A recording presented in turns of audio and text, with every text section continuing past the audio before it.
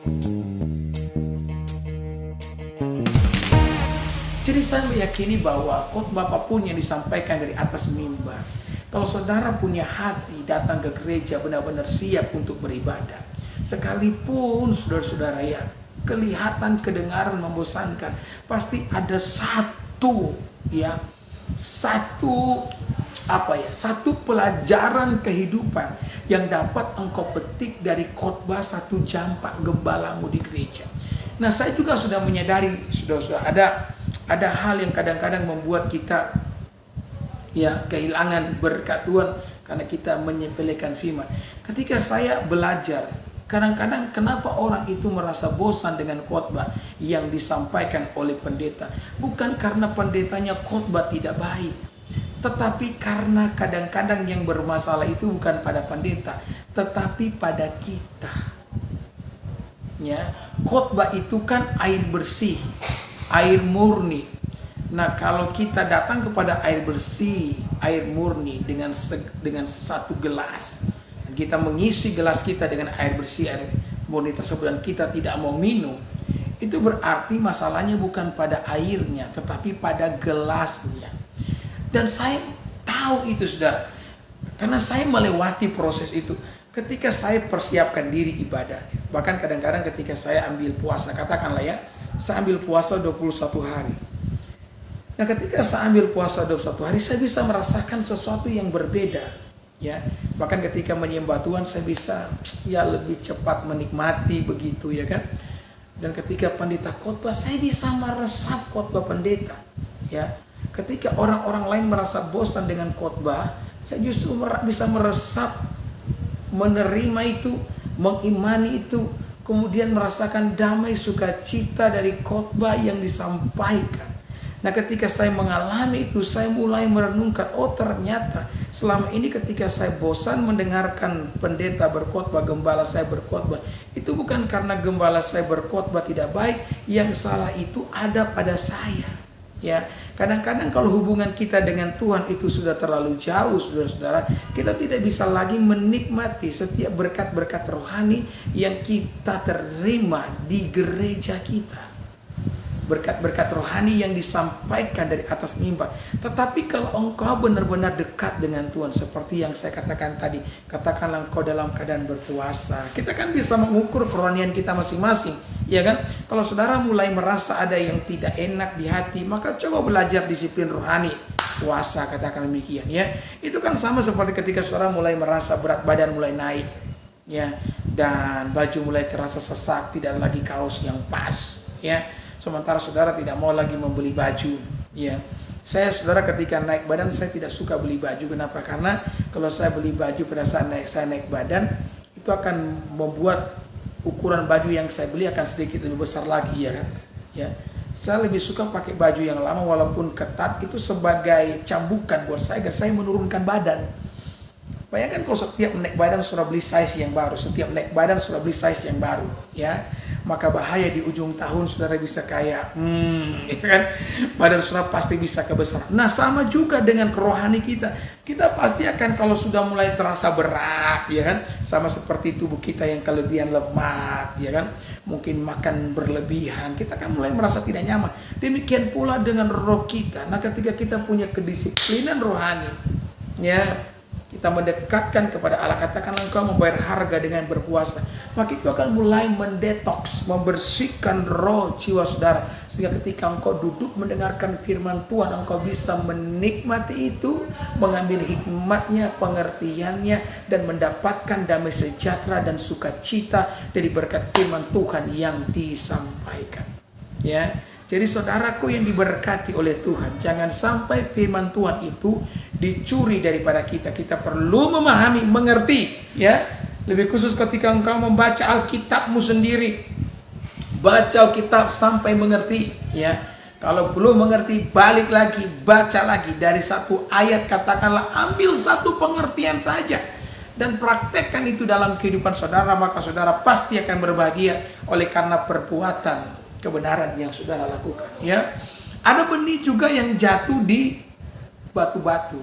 Yesus mengatakan benih yang jatuh di atas batu itu menggambarkan orang yang tidak tahan dengan kerasnya perlawanan terhadap firman yang tumbuh. Benih itu tumbuh, tetapi karena tanahnya cuma tipis, di bawahnya batu, maka akarnya tidak bisa menembus batu sehingga pada akhirnya dia layu dan mati. Ya, jadi ketika kita menerima firman kemudian ada pertentangan, ya, ada perlawanan, ada kekerasan yang kita alami oleh karena firman yang kita amalkan, ya, kita mundur, ya. Maka seorang murid tidak demikian. Murid itu dia akan melakukan firman sekalipun ada kekerasan yang muncul akibat daripada melakukan firman Tuhan. Karena Alkitab sudah mengatakan dengan jelas orang yang mau hidup beribadah akan mengalami penganiayaan. Ya, karena kepada kita bukan hanya dikaruniakan untuk percaya kepada Kristus, tetapi juga saudara-saudara menderita bagi Kristus Yesus.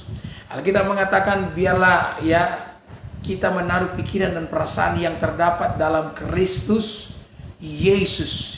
Dia menderita, guru kita menderita, maka kita pun harus belajar untuk menderita. Saya berkata demikian bukan berarti menjadi orang Kristen kita harus terus menderita, tidak. Tetapi untuk menuju kepada kemuliaan kita perlu membayar harga. Ya, untuk mengalami damai sejahtera, sukacita yang sesungguhnya yang berasal daripada firman Tuhan, maka kita perlu membayar harga. Harganya apa? Adalah penderitaan, saudara-saudara. Ya, Alkitab banyak sekali memberikan contoh tentang hal ini. Ya, bagaimana dengan Yohanes?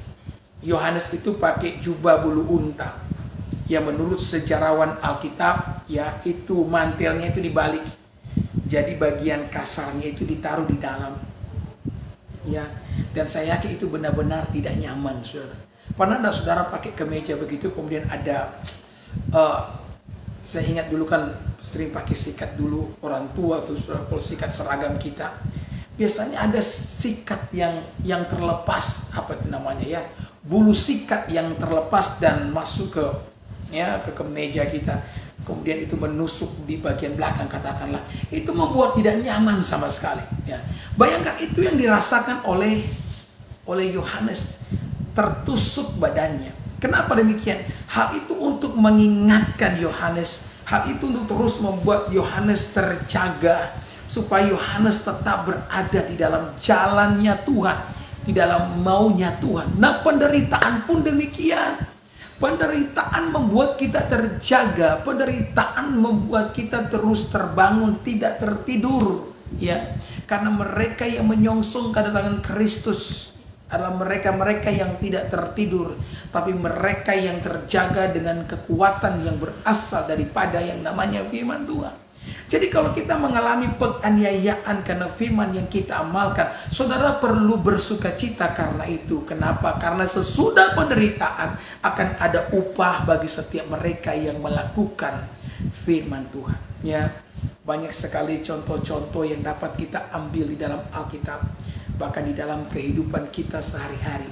Bahwa penderitaan itu mengerjakan kebaikan bagi setiap orang yang mengamalkan yang namanya kebenaran.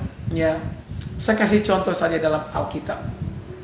Ya, di sana ada yang namanya Petrus. Petrus kan dia lari nih karena dia takut menderita penganiayaan.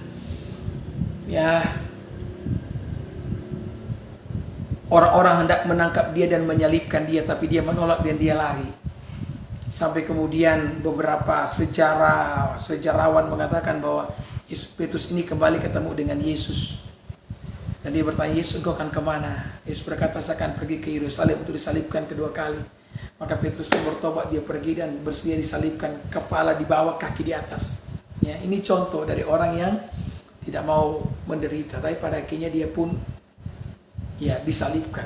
Nah, saudara, Yesus pernah berkata kepada Petrus, waktu engkau muda, engkau pergi kemanapun engkau mau. Engkau ikat pinggangmu dan engkau jalan kemana engkau mau.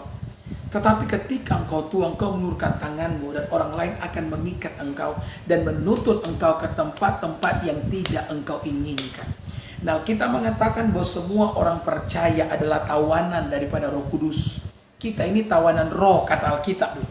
Ya, tawanan roh kita, ya. Jadi kita akan dituntun Kemana maunya Roh Kudus itu sendiri? Ingat enggak ketika Yesus dipenuhi, haleluya, di